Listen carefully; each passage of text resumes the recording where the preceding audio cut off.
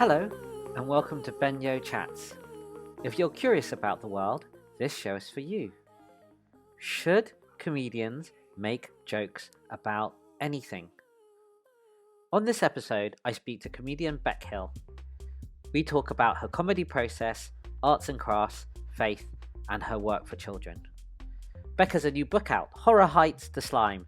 Do check it out. If you enjoy the show, please like and subscribe, as it helps others find the podcast. Thank you. Be well. Hey everyone, I'm super excited to be speaking to Bec Hill. Bec is an actor, comedian, writer, kind of famous for flip charts with misheard music lyrics, but she has a wide array of talents, including a recent children's book series, Horror Heights, and hosting Makeaway Takeaway for children's ITV, and her own podcast, A Problem Squared, which she co-hosts with Matt Parker. Bec, welcome. Hi, Ben. Oh, that was such a lovely intro as well. So nice. Quite often I just get, she does flip charts. And then I'm like, oh, I do other stuff. Well, actually, that's one of the things I was gonna ask, is just your wide range of talents. I'm embarrassed to say, when we first met, I had no idea you were a famous and brilliant comedian as well, because I thought you were a straight actor, as you were in my friend's David Finnigan's play, and I came to help out one rehearsal, and I thought, oh, look at all of these great actors and everything, and it turns out that actually there's a whole other vast array of stuff that you do, and a potentially more famous sort. So I mean, I guess you've got so much going on. Do you think there's going to be any more time for straight acting in your life, and how do you think of all of the kind of multitude of things that you do? Oh, good question. First of all, thank you. I don't think I've ever considered myself to be a famous anything. So, but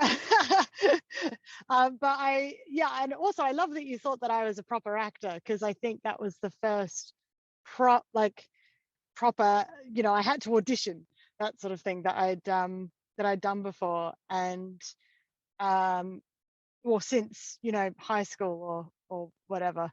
So that meant a lot as well. I really because I really enjoyed doing that play. It was really fun. I did acting in school, so it was something that I really enjoyed, but I've always been better at being myself on stage than being someone else. And so that's why I sort of ended up moving into stand-up, and all the different avenues that takes me. But there's always been a little part inside me that's been like, oh, plays were fun though. I love the team element of putting on a play. You don't really get that so much in stand-up. So I know this isn't your question, by the way, but I'm just realizing that I'm already like, okay, look at all this stuff. Let's unpack it now. All right. No, please go ahead and chat away. So yeah, I would definitely love to act more, to answer that question. I think there'll definitely be time for it at some point in the future. And I like writing for TV, and so whenever I write or pitch stuff, live action stuff for especially adults, I always try and write a role in that I could maybe play, because sometimes I'm like, oh, might be easier to get into something if I'm the one in charge. Plenty of actors end up doing that. They have to write for themselves, because they, the parts that they want aren't written for them. Yeah. Although what I loved about David Finnigan's play Kill Climate Deniers was how, because they approached my agent, who sent it onto me, and that character Catch, who I got to play, she's like a lead terrorist, and I loved her character as soon as I read the script. I thought she's so unhinged, and but at the same time so right. Like it felt like she's where a lot of people would be if they just got sick of not being listened to and just got pushed over the edge to where they start not doing the right thing morally. And that is just such a fun character to play, because I know in real life I would never go there, but it's fun to pretend you're that person. And that was really fun. I would like to do more stuff like that. I like playing a baddie, but like a charismatic baddie. Was it Yeah. because it's so different? And also, I was writing for kids TV at the time. I was writing for an adorable show called School of Raws on CBeebies. So, you know, and I had like some tight deadlines. So I would, you know, on a weekend, I might have like an afternoon and an evening, you know, of the show. And where there's lots of swearing and gun use and all this sort of stuff. And then I would go home and be like, Winston had a lovely new pair of glasses, and just be like writing a really cute dialogue for little monsters that go to school, just dealing with everyday life. That's And it was such a hilarious. it was really cute. It was really fun. And I think that's what I really like about doing different things, is that it helps balance you out a bit. You know, anytime I'm focusing on one thing, like one outlet, it's when I get a bit sort of in my own head, and it sort of affects me in a very negative way. So it's good to have other things to balance it out. Do you like working with other people? Because I reflect that it seems to me that a comedy, particularly stand up, is quite lonesome. I mean, I guess occasionally you might have a director, but often you're just kind of creating it all yourself, so you don't have that kind of collaborative rehearsal thing. And often, you know, you're not taught in the same way, taught sort of in quotation marks. It's a sort of learn on the job type of thing. I often think of it as a little bit like perhaps like carpenters or craftspeople. You kind of have to learn by doing quite a lot. There's only so much you can learn by watching or reading, which you can to a certain extent. I mean, how's your kind of comedy craft coming along? Is it just been doing that, and do you like to collaborate where you can? Yeah, I definitely had to learn as I went. There was certainly no courses or workshops when I started out in Adelaide. It was quite a small scene, but a very supportive scene. And that's where uh, I like working with other people. I think my favorite comedy clubs are the ones where I tend to know the other acts who are on and get along with them. It becomes more of a social event rather than just work. It's like the difference between working in an office where you get on with everyone there and enjoy catching up with them, and working in an office where you have nothing in common with the other people.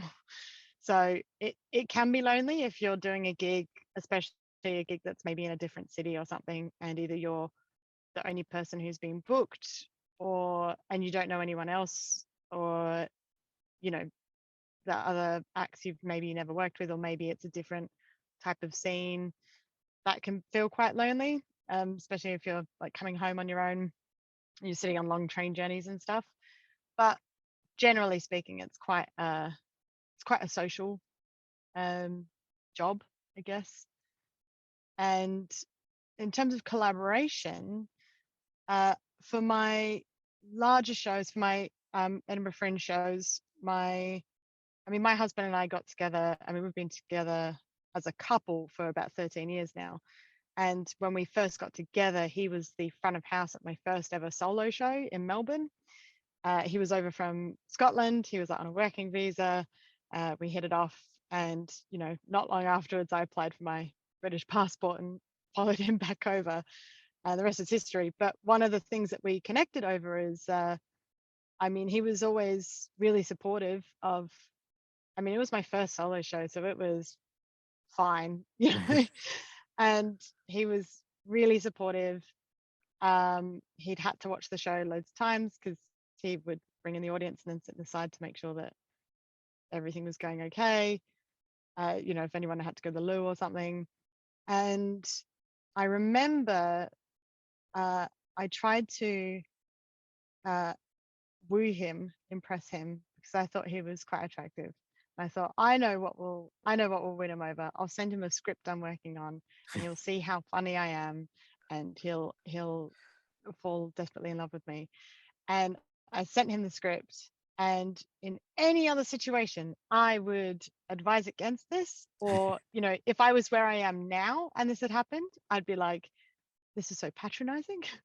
But he sent it back with a few like additions, and they were so on the like on the mark of what I was doing. Like they just absolutely complimented what I'd already put there, and he just got what I was doing and just added a couple of little extra like ending gags. And I remember thinking, oh, this guy gets me and he's very funny. I definitely want to work with him. So when I first, started doing, especially when I moved over to the UK and I was trying to make more of a career out of it, I would run all of my material past him before I went to, new material nights. A lot of the time he would come to the gigs with me and sit there and take notes. I mean, the amount of times he would, work like a director, and he would take notes and note the times that I said throwaway lines that I might want to remember and try again, or I might want to, slightly tweak something the way that I said to see if it would get a bigger laugh. And because we're so close and we read each other really well, it's, I felt comfortable to say, if he suggested something that I didn't agree with, I could be like, no, I'm not going to do that. Or I would be, I'll try it, but if it doesn't work, I'm not doing it again. And then after several years of that, it got to a point where I realized, like, he's so talented, he's an amazing writer, and he was kind of wanting to do more stuff with that. And he had started to get a real interest in theatre more than stand up. And eventually I was like, do you know what? I need to walk on my own 2 feet. Like, I can't keep dragging you around to every gig. It's not fair on you. And you need to put your skills into something that you want to do, because otherwise this whole relationship is building my career and that's not fair on you. So he started to write more theatre-based stuff, and I sort of started to work more independently.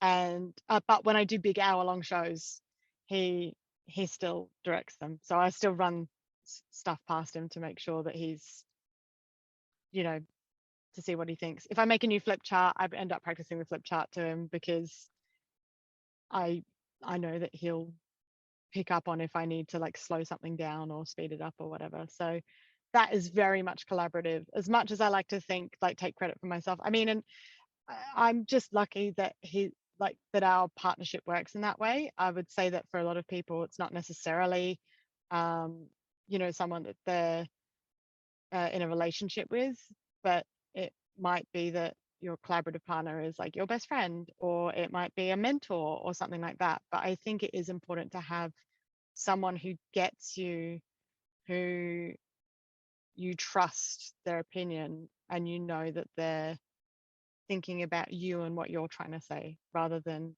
trying to speak through you. And he's very good at that. So yeah, he's directed all of my shows, and even with Horror Heights, even with the writing, he always ends up reading. I always get him to read the draft before I do the rewrite, in case there's something that my editor has maybe missed, or if I'm not sure about something, I can't always get hold of my editor, so I'll be like, what do you think about this? So yeah, it's important to have a person, or even several people for each thing to be able to bounce off.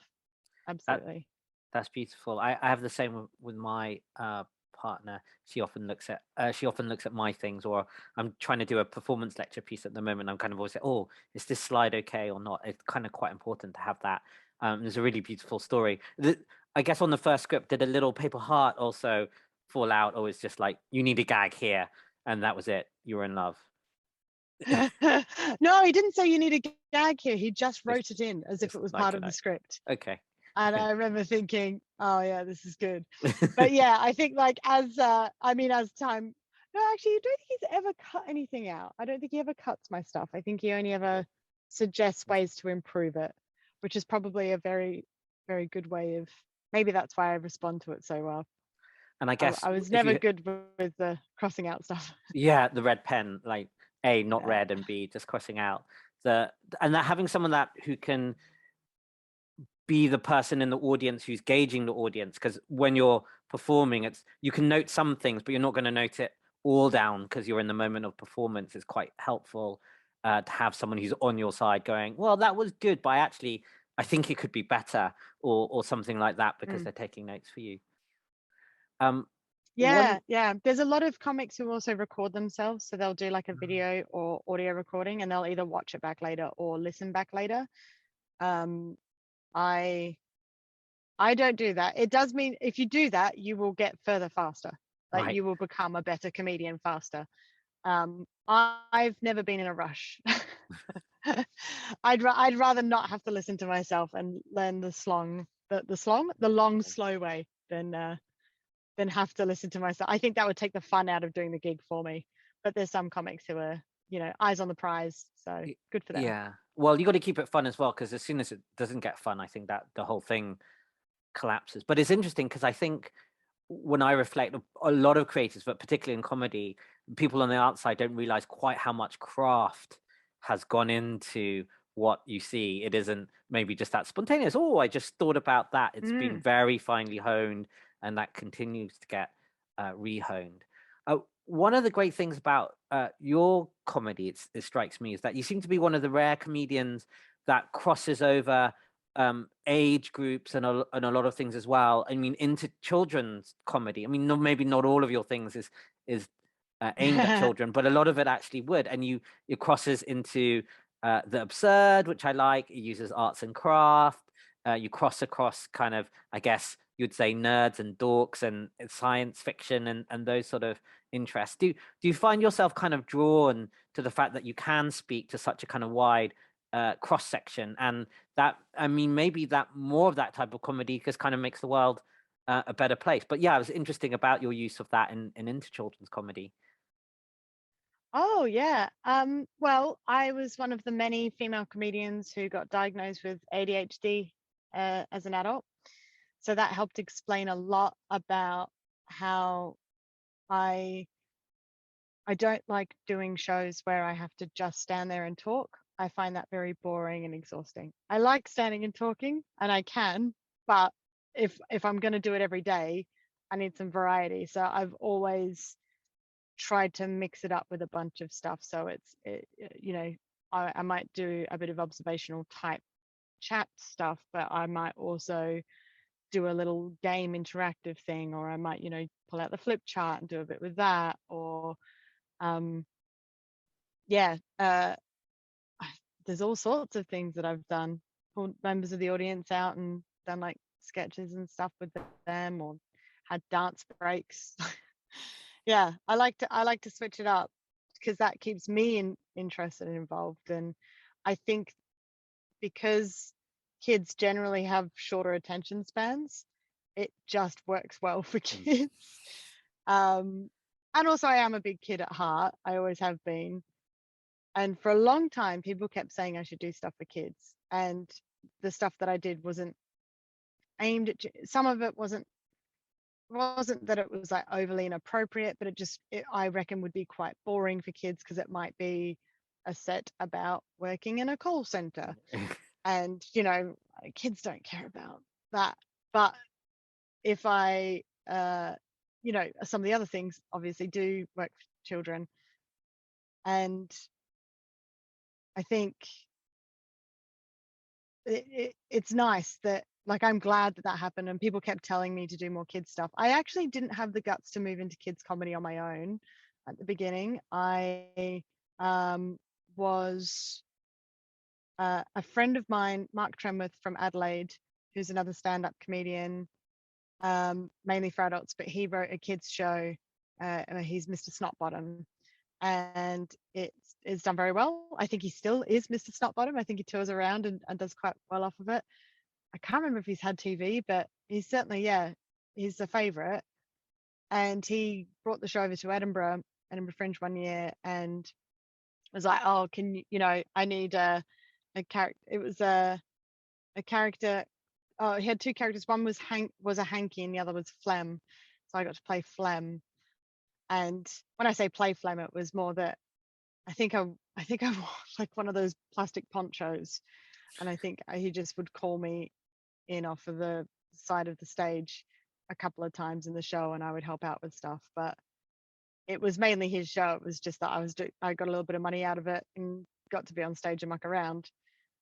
But then afterwards, I was like, I could probably write something like this. This is really fun. And so I got together with another comedian called Tom Goodliff, who isn't doing comedy at the moment, but he is very funny, an incredible writer, and very, very tall. And the other two are the other things are more important, that he's a talented comedian, he's a talented writer. But it helped that he was tall, because we did a show called Bec Hill, a double act, and he's so much taller than me that it just looked funny. You know, when we walked on stage, the size difference was funny, and the flyers were, you know, the images were funny to draw out, to get photos of and get printed. So that was the first thing that I did, was a bunch of sketches with Tom, where we sort of played really heightened versions of ourselves.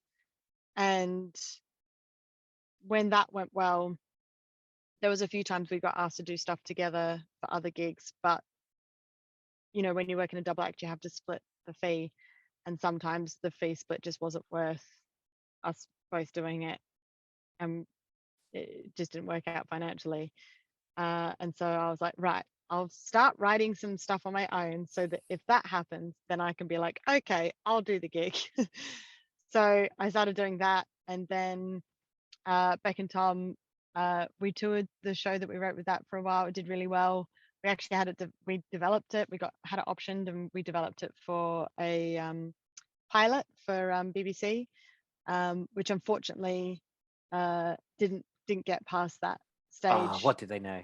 I know. And the thing is, there's still, funnily enough, there's still quite a few people at the Beeb who are really sad it didn't get through. Every now and then, I mean, this was years ago now, and I'll still end up working with them on other stuff, and they'll be like, oh, I can't believe that never got through.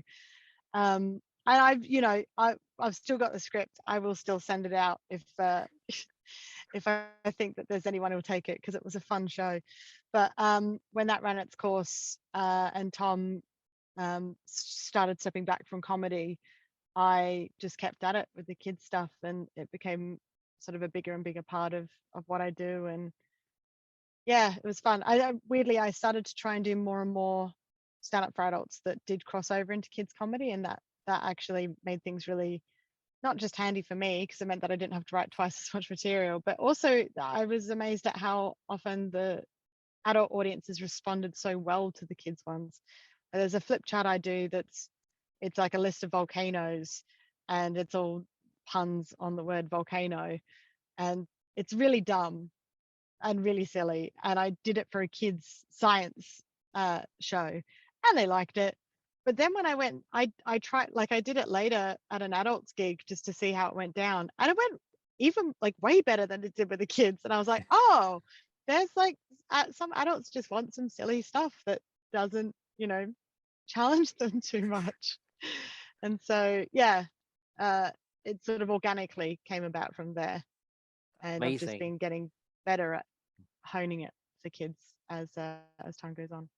And has arts and craft always been a big part of your life, as well as kind of coming into comedy? Or is it kind of you thought of like, oh, flip charts and stuff and a bit of arts and crafts, and therefore it's become one of your things? I kind of feel like arts and craft must have been a part of your life. Oh, absolutely. I think I've always, in a very sort of, I think a lot of people, when you hear the term arts and crafts, it sort of brings up those craft shops that there's always like an elderly lady that works there that listens to like radio 4 or something, you know, like that's sort of got this Knitting in the lace corner. work.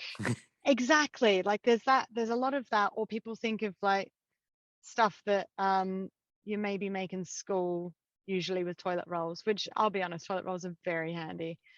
But it was more that I was creating as a kid. I would create stuff because it felt like it was a necessity, not like for living. But an example of one that I remembered recently was when I was in primary school. We were doing like a school play, and they needed all these characters to wear like Australian cork hats, and you know, they're not going to buy a bunch of Australian cork hats for kids that will just, you know, end up getting missing or whatever. So they were like, oh, we're going to make our own. And I remember our teacher showed us how to make a newspaper hat, and then paint it brown, and then put corks hanging off it.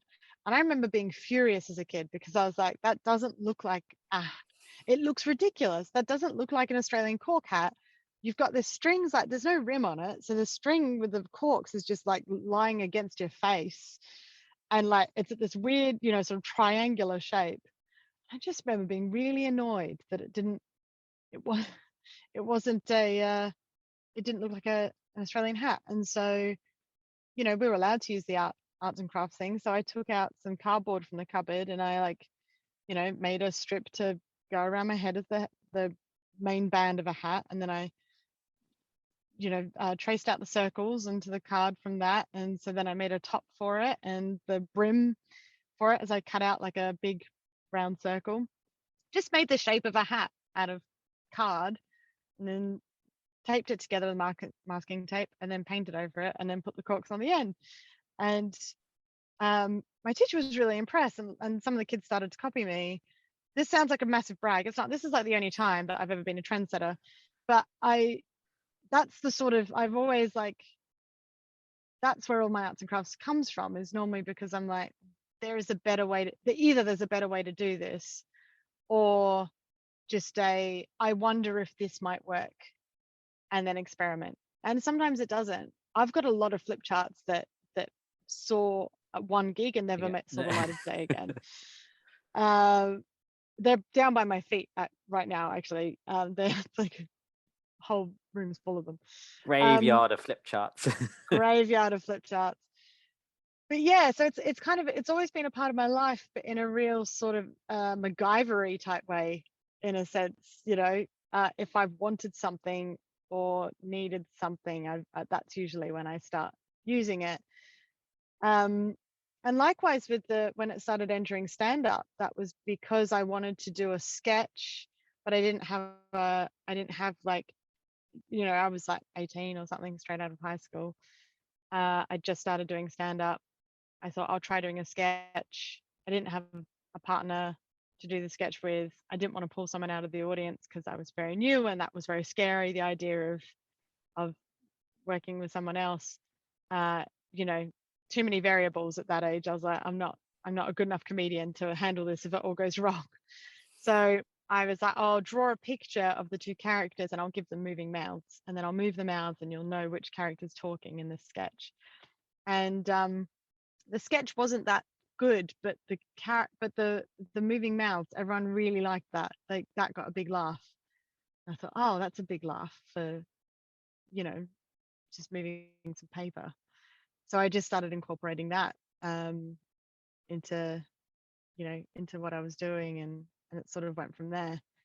That's amazing. It strikes me that part of it is just because it's bringing it's you're like, it's part of you, which I guess comes to the stage, but also this, you know, and I see it in your work, you constantly kind of trying new things, and you're seeing what's working and what's not working, and that's evolved, which is this great kind of both curious mindset, but also evolves in your work and everything, which I think is really great. And also riffing back on the couple of other things you were saying, just the way that your work also seems to just span, you know, a lot of people, like adults and children, and, you know, work which you think is kind of maybe more child orientated, grown-ups like as well.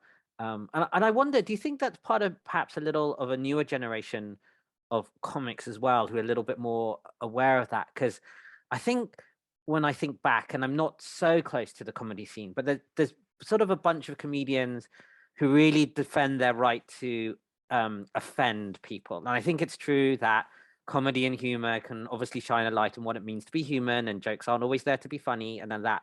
But it seems to me that there's this kind of newer generation maybe who don't have to be that way. They don't have to offend or say, I guess we'd use the phrase, they're not necessarily punching down or across to marginalized groups or anything like that, but just embracing, you know, whether it's wordplay or absurdism or other observational stuff about what it is to be human. And it's kind of, this right to offend seems to be just getting perhaps a little bit old school. And I was just thinking, do you think there is this more newer movement in comedy, and is this a kind of good thing in the wider aspects, or did I maybe just like miss out because some of those old school comedians were just such louder voices 10 or 20 years ago? Yeah, I would say it's a real mix. And obviously this is just my opinion from my own experiences, so I can't for certain say that this is or isn't the case. But um I I believe that a lot of that uh sort of it's my right to offend, that sort of thing. That comedy comes from a lot of people who benefited from a system that primarily served them. So whether that's a patriarch or an ableist society or a heteronormative society, whatever it is, that's not to say strictly it is those people, but quite often it's people that were in a society that served them. So they very rarely had to think about how their words have consequences or effects. And as communication becomes easier with the internet and it's easier for people to open up and share their feelings. I mean, for every bad thing that the internet, you know, is to blame for, there's also a lot of positives. I've learnt so much more about uh, the plights of different people from seeing snippets on Twitter and then going from there into being more curious about it. It, I'm from a privileged position of being a cis white woman, and I've there's a lot of things where I was one of those people who was like, I don't do politics. I don't think about politics. I don't do it. And that's, it took me a long time to realize that that is a privilege in itself, because I don't, I'm in a position where it doesn't affect me, which means that I'm doing all right, and the people that it does affect, that's why I should be paying attention to it, because there is an inconsistency here. Um, I think because things are, there's a lot of information I would never seek out earlier, and now because it, I would either not seek out, or I would feel like was so much that I couldn't take it on board. And the internet is nice because it means that you can take on information in the ways that you learn best. I might not learn well by sitting there and someone directly saying to me, you know, you need to know about this, this, and this, and this. But I love listening to podcasts, and I will listen to a podcast where someone is being interviewed about um, race riots or something, and I will learn so much there because that I learn very well in that medium, and I can take it on a bit more. So I think the internet's been good for that, and it means that we have seen this sort of era of wokeness, and people are becoming more and more aware of each other and themselves. And because of that, the people who were in those privileged positions are feeling very threatened, because suddenly they're now being made aware that their words and actions have consequences, and they didn't know about that before. And now, if any, funnily enough, it all comes down to the fact that a lot of those people feel offended, because they're suddenly like, oh, suddenly what I'm doing is wrong, but I've grown up believing that it's not wrong, and now I'm being told it's wrong, and it's being taken away from me. And so they're like they're angry about that, and they're confused. And I understand that, because I think a lot of us, if we were in that like that privileged position, not all of us, because obviously not everyone has been like that, but I think there's some people who would react in that way, but you just don't know, because you might not be in that or have ever been put in that position of privilege.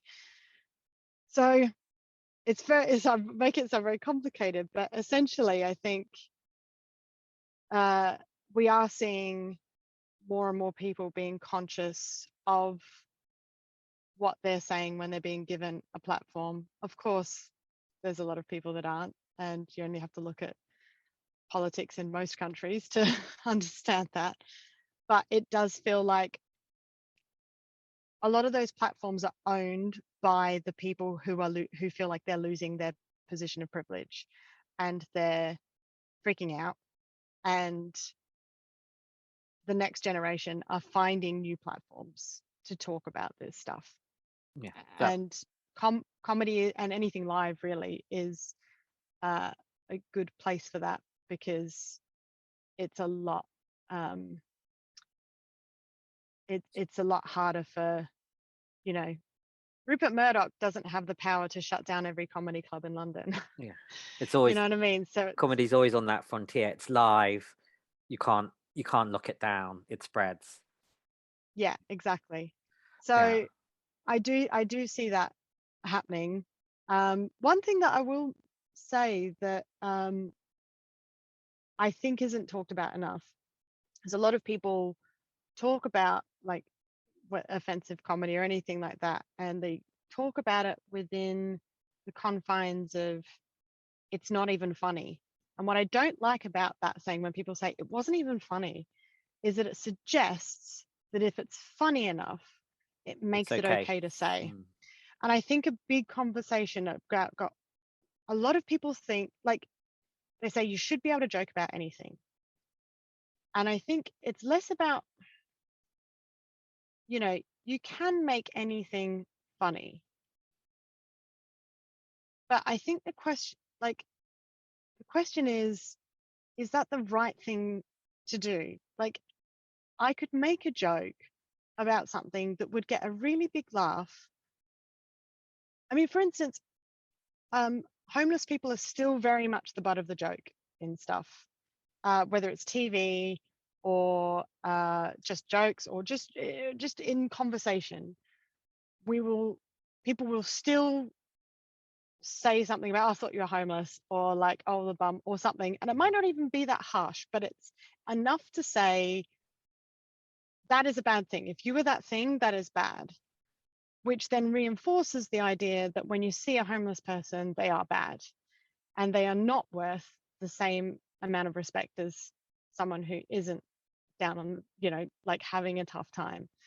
And that then, you know, builds, it turns into this sort of Indiana Jones sized boulder that eventually comes out into, we we don't think that they are of the same, you Value, know, that we need to worth. care about. Exactly, thank you. Yeah, value and worth. And therefore our systems aren't put in place to look after them and make sure, or not even look after them, just to make sure that people don't end up in that position. Mm.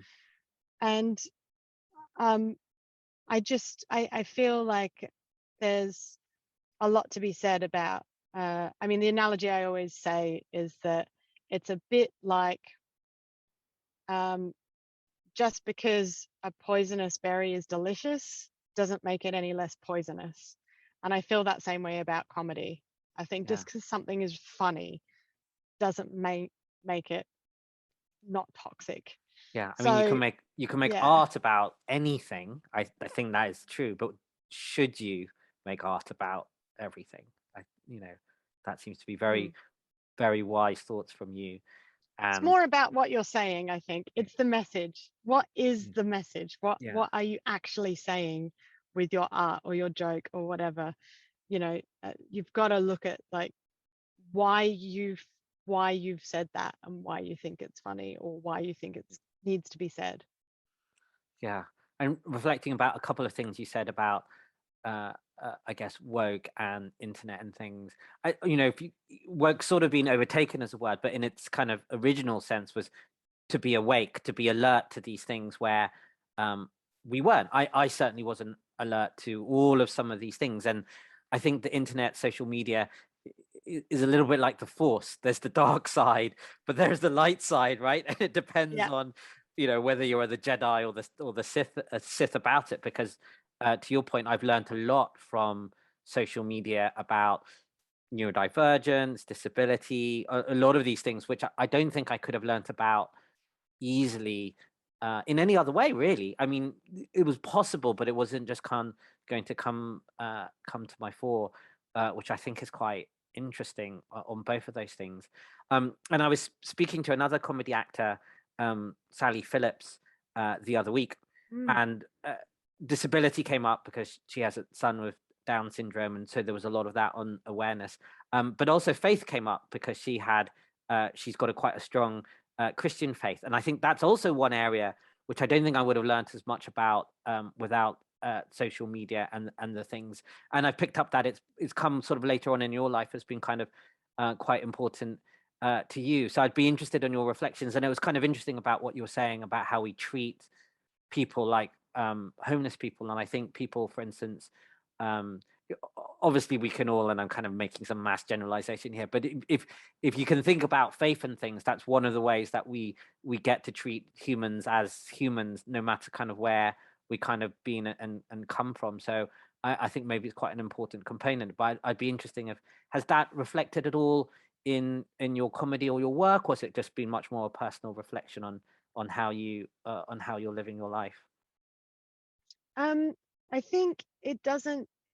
I don't think it noticeably reflects in. I don't purposefully set out for my work to reflect it, but I hope that it does. Hmm. Like I think if I'm um, doing my faith and my beliefs justice, then I hope that there is an element of what I put out that sort of carries on that message, and people are able to take from it what is needed. Uh, it's I th- faith is really hard, and it's not so much the believing. Actually, the believing I you know I sort of deal with like most people. There's ebbs and flows. Sometimes you might be like, yes, absolutely, I believe in I believe in God. I believe that Jesus was a part of God's plan. I believe that in the messages of Jesus. That's all fine. Then other days I might be like, oh, maybe there isn't. I don't know. Who knows? Like because that's life. Like Yeah. we don't know. We don't know. And I think it's a really important thing is to understand that we don't know because if as soon as you say you're sure, you're wrong because no one is sure. There isn't like there isn't proof in terms of like in the same sense that uh there's proof that I am touching my desk right now. Like that it's a lot harder to put into terms like that. And faith is very helpful, but at the same time, yeah, it's really hard. I definitely I I try and read through the New Testament in pieces. I haven't been as good in the last year or so because I was trying to do loads of other things and stuff always falls apart. I was doing daily exercise until a couple of months ago, and that stopped doing that. But I remember reading a passage that for some reason hadn't stood out to me in the past, and it was essentially one of those lines about the way if you find someone who is in trouble and you take them in, um, or if you find someone who's in trouble and you turn them away, they were saying, whatever you do to that person, you do to me. It's Jesus saying, like I am in every person. So if you turn your back on someone who needs help, you're turning your back on me. And it hit me in a way that I don't think it had before. And uh, I've always, um, because homelessness is so prevalent in London, when I moved here, I very quickly sort of stopped seeing them because you start to try not to look out for the people you see on the street. You sort of try to just keep your eyes ahead, and you tell yourself, I don't have time to stop and talk, or I don't have change, or it's a part of a bigger problem, so it wouldn't really make a difference. Or quite often my excuse to myself is it's about my safety. I don't know if that person is safe. They might try and attack me. They're bigger than me. I don't know how this is going to react. There's so many things we can tell ourselves to try and avoid it. And you can apply this to anything. You can apply it to any sort of injustices you see regularly in life. Um, you know, it's so easy to turn a blind eye to it. But I I remember after reading that, it makes it hurts, like it makes it harder. There's still times where I'll be running because I'm running late for something, and I'm running and I run past a homeless person, and then my brain like replays that phrase and is like, whatever you do to them, you do to me. And I think, oh, I should really stop and talk to them. I don't have time. And then like I'll have this internal debate where like this voice is like, at least make eye contact. Like let that person know that you saw them and you know they exist. At that they're least human. give them that. And like, and every now and then I won't. I'm too scared because if I make eye contact, they might want to talk and then I have to stop and then I'll be late. And then, you know, and but I'm glad I have those internal struggles. And I think it's that sort of accountability side of faith that I think it's very easy to have. It's There's a lot that the church has done wrong as a whole. Like, and for listeners, like I classify myself as Christian. Um, so I'm just talking about my experiences with that. I can't say for any other faiths, but I think there is a lot to not like about what other Christians have done in the or what other people have done in the name of God or Jesus or their general beliefs in that area. And I absolutely appreciate people's concerns with it. Um, I've seen all different levels of different types of Christian, and there's a lot that I don't agree with, and then there's some that I heavily agree with, or I really, you know, want to emulate. And but I think one thing is that we're very good at focusing on, again, it's like the same with the other problems. It's like, oh yeah, but this is, you know, the church is broken, the people in charge are corrupt, it's all about money, or it's all about power, or, you know, they're still to blame. But in essence, it that it the problem is that people keep thinking about that. And Yeah. if everyone was to think about the faith and what that means, and the message of being better and creating a world that other people are just as happy to live in as we are, then if we were to all concentrate on that, then those bigger things wouldn't be an issue. Yeah. But that is hard because it involves us giving up some part of our privilege, whereas my privilege is running to work, and Yeah. you're like, you know, having a coffee meeting or whatever it Yeah. is that I'm doing, you know, and I don't want to give up that privilege. And we don't like being held accountable for that. And I think a lot of people don't realize that that is a big part of pushing away any type of faith, is because we don't like the idea of having to be accountable for the things about ourselves that Yeah. we Blame it on the deep down system or on don't like. something else. Yeah. That's Yeah. really profound. And I would just echo the I don't particularly have faith myself, but from what I've heard from other people who's grappling with it is completely okay. I was listening. I live in North Kensington, which is near Carmelite Monastery, and there is a set of nuns there who sequester away and pray for us, the world, all day, every day, with quite strict vows. And it was a very rare documentary about this monastery, which has been there for decades. And the head of that order was saying she went there after university. Her dad forced her to go to university first. She went to Cambridge, and then she turned up on the monastery's doorstep saying, "This is the life for me."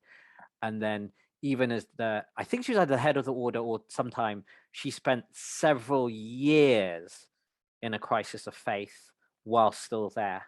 Wow. Only years later did that resolve. So it happens to even the most committed. Um, Mm. Maybe coming down to a last couple of sections. One I did want to touch on, because it also seems to be really important to you in your work, was just having the ADHD diagnosis, but part of also a lot more people getting it as an adult. Also, it seems to be a lot more women actually both on autism and ADHD, because it kind of seems to express differently. I didn't know whether we would reflect on what do you think is maybe most misunderstood about it, or when people get a bit more confused, what would you like people to know? As I mean, has it been sort of helpful for you to have a diagnosis, and is it still quite misunderstood when you meet people about it? Oh, I think there's a lot of well, a lot of people who I either mention it to who I've I've just met, or friends who've known me for years, are not surprised at all. Right. That was a big thing. Was a lot of I mean, and the reason that funnily enough, my cousin called me because he got diagnosed, and his doctor asked if anyone in the family had it, because sometimes it can sort of uh, be quite common amongst different genes. And he said he thinks I do, but he wasn't sure. So he called me to ask if I'd been diagnosed. And I was like, no. And I was like, oh, but he and I are quite similar. And so he suggested that I go and get checked out. And and then when I was cleaning out my cupboards, I found that my doctor had actually given me a questionnaire thing to fill out about ADHD like over a year beforehand, and I'd forgotten and I hadn't filled it out, which I think should be an automatic pass. So I did eventually. It was mainly I think it's been interesting having the diagnosis. It's been helpful in terms of communicating with other people, because before, I think people would, I was quite negative to myself, and I still am to an extent, but I was far more negative to myself. I was very much like, I've got bad hearing, or I can't, I can't multitask, or I can't do this. And it was very much about like, I'd have to broadcast to people like what I'm not good at in order to work with them. And that's never a good position to be in, especially when you're freelance, to like say to someone, if we're going to work together, these are my weaknesses. Which, it's not a bad thing to be honest about your weaknesses, but it's much easier to say, if we do this, I have ADHD, it helps if I do this, which it cuts out a lot of guesswork. So for instance, I used to get teased a lot, and funnily, like up until, I mean, even as an adult, but I get teased a lot because friendly teased, not horrifically teased. But I have a habit that my husband calls the verbal foot in the door, which, and if when you listen to this, there's probably people who will go, oh yeah, I have picked up on that, but I haven't even noticed that I'm doing it. But I will say, even if I have nothing to say, because I'm trying to find whatever thread it was that was in my head that maybe ran through and I didn't grab in time. And while I'm doing that, I just make the noise as if I'm about to say something until I find it. And sometimes that's quite a lot. And so people will sit there waiting for me to say what it is, but I won't know what I'm about to say because I'm trying to find it. So I'll sit there going, and he's like, yeah, you're putting, like, my husband's like, oh, it's the verbal foot in the door. You're like, I'm gonna say the next thing. I'm just reserving this space, because what will happen is if I don't do that and someone starts talking, then I will definitely lose the thread. And then I will spend the entire time when they're talking trying to remember what the thread was and not listening to them talking. So that was, a bit easier, because people were able to go, oh, this is because you really struggle to concentrate on one thing, because everything goes through your head at the same time. So that was really like just good to know about myself. And it also really helped because the way that my psychiatrist explained it to me is that with ADHD, or at least with the type that I've being diagnosed with. I'm not sure if it's different with different people, but she was saying that it basically means that your dopamine levels are on average lower than other people's dopamine levels. And the way that you find to cope with that is to create adrenaline fueled situations so that you pick up your dopamine naturally. But because when you do that, you go past the point that you need it, and then so you crash, and then you do it again, and so your whole life is up and down getting very waves. excited, very energetic, all of this, and then suddenly you sit there staring into space, and you're completely useless for hours, because you're just you're trying to even out that wave. The reason that a lot of, well, there's two reasons that women in particular have been getting diagnosed. Sorry, there's one reason in particular that women have been diagnosed more recently, and that is because there just wasn't any research done on women, and they're only just now realizing this. And so in hindsight, they're like, oh, like I had teachers ask, like I specifically remember someone asking my mum if I have ADHD, and she got very sort of defensive, because when I was growing up, ADHD meant that you were one of the naughty kids. Yeah, or and I wasn't wrong naughty. with you. Yeah, and I wasn't naughty. I just I liked running up the slide. I liked jumping off of things. But it wasn't always in that energetic, it was talking. I talked a lot. I had a lot of ideas that I wanted to talk about all the time. But then if something caught my attention and I went into like hyper focus mode, I did not want to be disturbed. I didn't want anyone to talk to me. And if you did talk to me, I wouldn't hear you. Like it would just, one thing I always say, Hyper-focus. is I always say, especially to my husband, I'm like, if you need to tell me something, make sure I'm looking you in the eyes, because if I'm not looking at the eyes, I'm probably not, it's probably not going in. So that was really helpful, just to understand that there isn't anything wrong with me, and that I'm not just an annoying person. It's just that I am wired in a particular way. Yeah, and the reason that a lot of performers are being diagnosed now, and actually there's a lot that were diagnosed during the pandemic, is because comedy or anything freelance art, that sort of stuff, it lends itself. And you can work to your own hours, and you can actually fit your life around that wiring so that it works. So a lot of people don't realize that that it actually serves them, or that they have it because they've been doing fine compared to how other people might be like, I could never do what you do. And it's like, well, I actually couldn't sit at a desk all day and do the same thing every day. I would go mad. So, and then when pandemic happened, everyone was forced to be at home, and just basically a lot of people were like, there's something wrong. Why can't I do things why is this bad?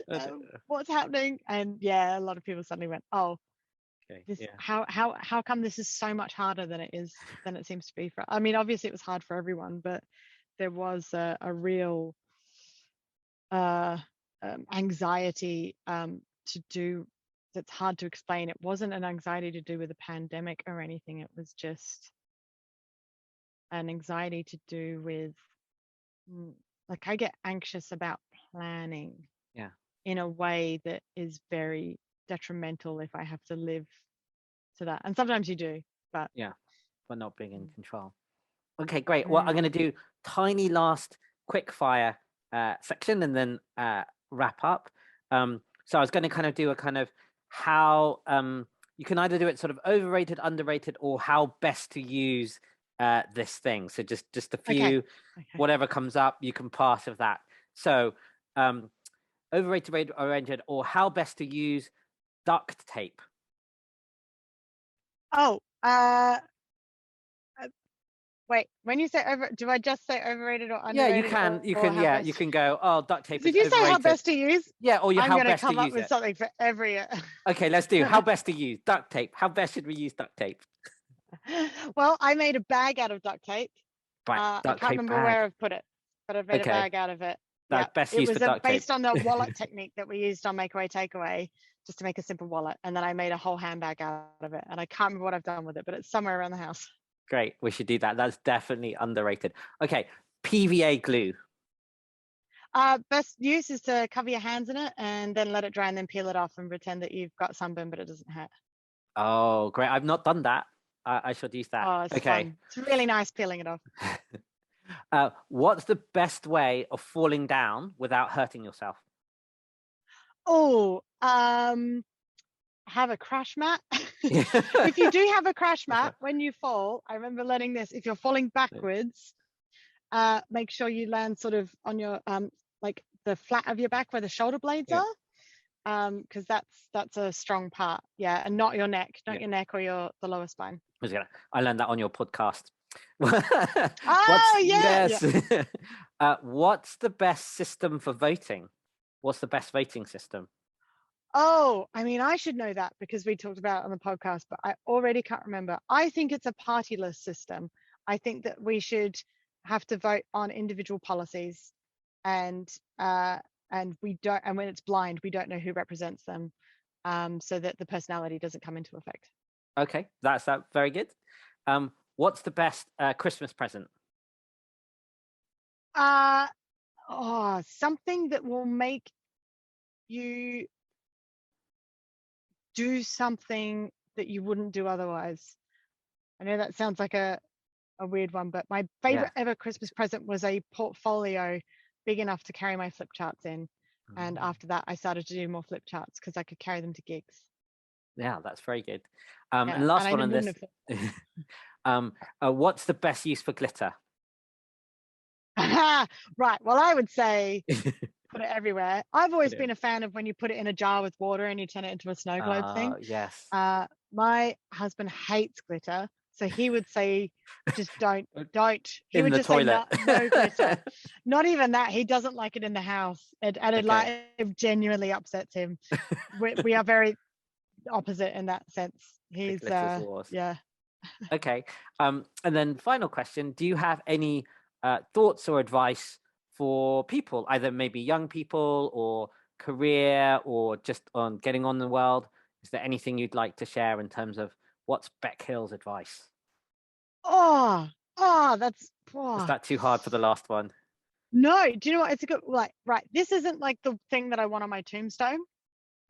This is a very specific piece of advice, which I just hope helps people who are in my position. When I first went to do stand-up, I emailed a comedian called Justin Hamilton, who ended up being my mentor, and I'm very I still hold very dear in my heart. He's a fantastic comic from Australia, and I said, I'm going to start doing stand-up.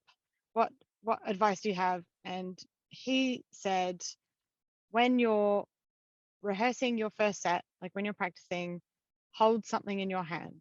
So whether it's a remote control or your hairbrush, hold it in your hand and hold it in front of your mouth.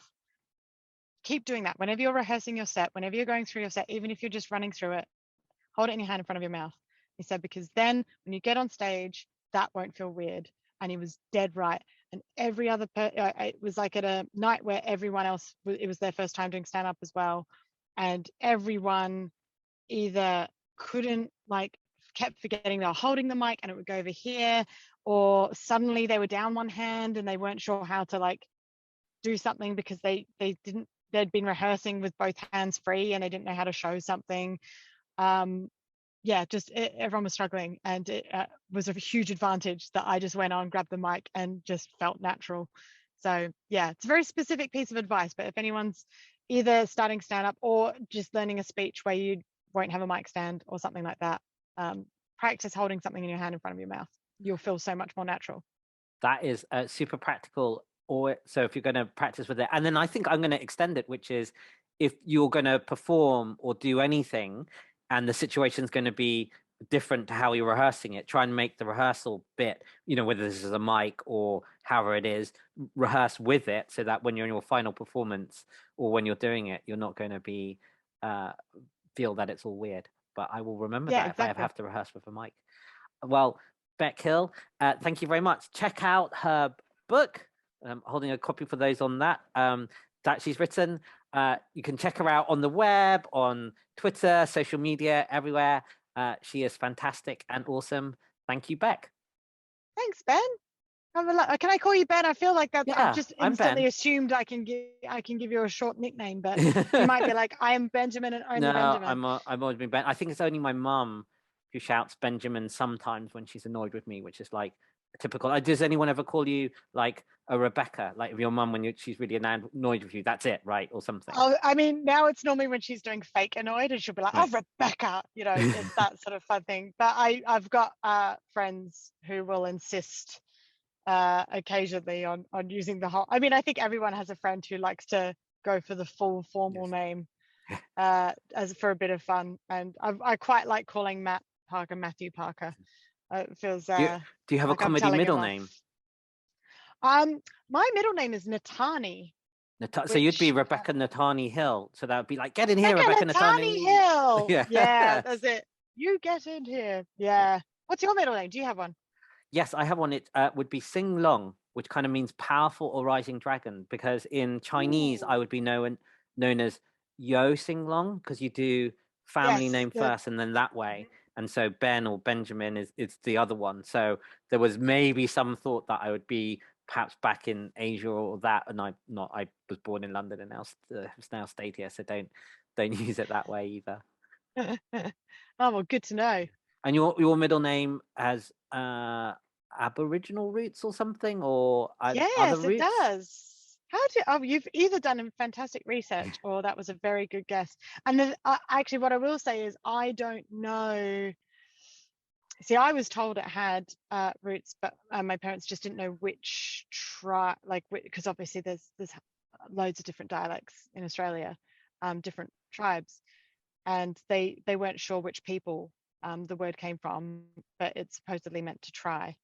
And I started to get quite curious because my mum had always told me that, but I'd never been able to find any proof of it. And so I asked her about it, and she said that they'd chosen it from a newspaper article about a guy who had, I don't know, done some sailing thing or something in the 80s, and the boat was called the Natani, and in the article it said, which is an Aboriginal word meaning to try, and that was what they took it from. But like the guy who was sailing was a white guy, so I don't know if that's true. He might have just, or the reporter could have just added it for flair. So now I feel like quite like, oh, cultural appropriation more so. But you know, it was my parents trying to with good intentions at the time, and yeah, well, I have found that it is a real name in other places. I think there's several people with the first name Natani, both male and female, from South America, who like my Facebook page, because I remember going, oh, and Natani, I didn't know there was that was a name. So maybe it's Aboriginal, maybe it's Spanish or Portuguese or something. Very good, but it had good intentions, which is a good note to end on. So thank you. Thanks, Ben. Bye. If you appreciate the show, please like and subscribe, as it helps others find the podcast.